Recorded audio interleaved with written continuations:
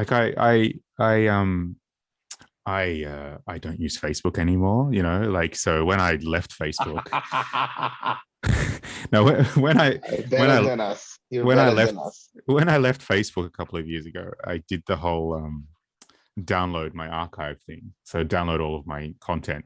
And it was kind of weird. Like I downloaded it all and I had a quick look through it. And I was just like, fucking hell. Like I use this thing for, I don't know, like 10 years. And it was just shit. Like it was shit. When I was looking at it outside of Facebook, I'm sure the same. I'd be the same looking at it inside Facebook, but just looking at it in this kind of downloaded shit, it was just like a whole bunch of shit. Like, and I've never looked at this content again to the point where I'd be happy to just delete that folder and just forget about it. Um, but yeah, it's shit, and I think taking it out of Facebook helped me realize that. But yeah, I don't know. Like we kind of convince ourselves that there's this sentimental value or some sort of, um, you know, ability to reflect on things, but Don't really, tell that it's to a hacker because they actually do have very emotional connections to data. Like they have data fetish. That is an yeah. actual thing. So Yeah, Actually, because yeah, I think especially reading about. Sorry, Anush, no, go ahead, go ahead. but I'm going to talk. Uh, especially reading about the especially reading about the so reading. I've been reading about kind of old school, like the original hackers, the the ones that were origin.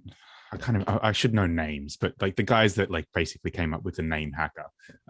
What university was it? It wasn't MIT, was it? It was like Stanford. Stanford, yeah. And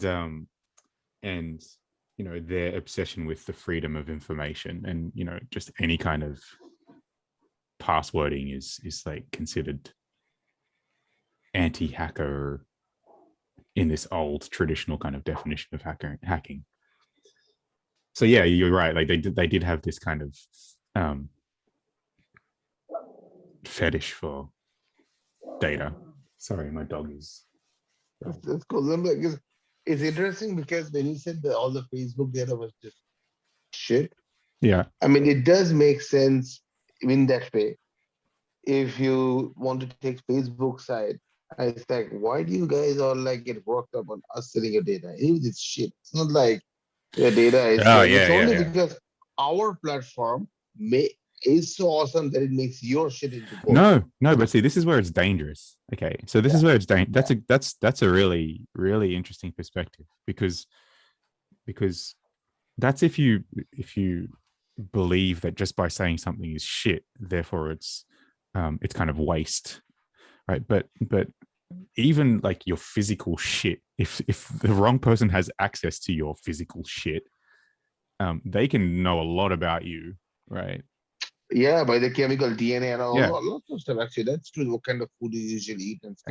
And a dangerous thing about sharing, or the sharing, to use cliches, the Ah, sharing economy is that the shit isn't shit in the context of sharing. Like if you're sharing something with someone, then that's where the value for it comes from. But as soon as you take it out of the sharing context, you can really easily see that it's not worth anything, right? Its value is yeah, only in because the sharing.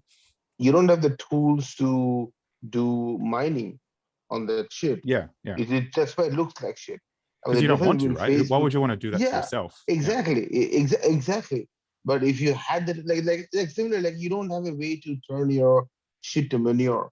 But if you had, then if you know, like every day you've been shitting, they have been making manure and making that. That's like enormous money. You're like, can I get some of that manure coin, please? You know, and that's Manure coin. Yes. But can you someone imagine, if you do.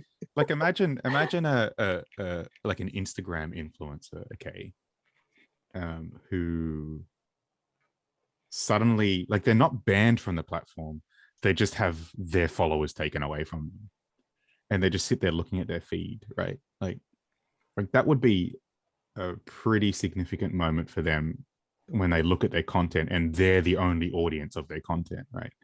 Um, because I think sorry, I know I keep lingering on this same kind of perspective, but it's just helping me realize like one way that you can think of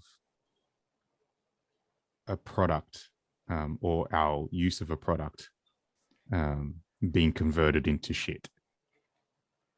But Right. yeah, but Yeah. hang on. I just want to say like sometimes people just put up like content for like almost like an archive, like for themselves. Mm, You know what I mean? Like, yeah, I just have this friend who's like, oh, it's not about sharing, it's about like for myself, like being able to remember what I did in my life, having like some sort of record of all the things, of the places I traveled, you know. It's not necessarily to have people like put their likes up on it, right? It's for mm, myself. So one can also like value their shit. Like one can also like yeah. harness and cultivate it, you know? And that's what's interesting about that is your friend is people at Facebook would probably categorize your friend as an edge case, right? Mm-hmm. As in they're using it not in the way that it was intended to be used. That's right. And somebody like that would probably never get served. Like if your friend is genuine in their in what they said to you, then if somebody made a tool specifically for that that didn't have the sharing part, then your friend should be quite happy with that, right? Like that would Mm-hmm. serve the purpose. But because that doesn't really exist, maybe it does, I don't know, but maybe it does, whatever. But because that's kind of an edge case use, or like where we kind of think sharing is just now a standard feature, right? Um, that product will never get made.